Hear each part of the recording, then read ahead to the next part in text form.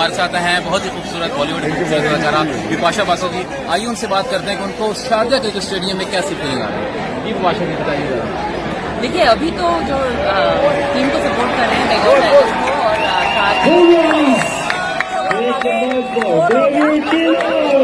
और चाहिए बहुत स्कोर बनाना है। अभी थोड़ा थोड़ी टेंशन चाहिए कि 10 ओवर है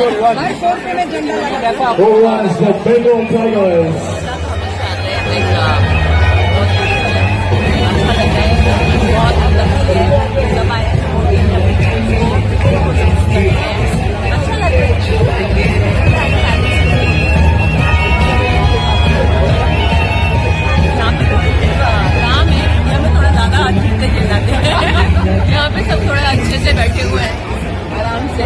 इंडिया में तो बहुत चिल्ला के खेलते हैं।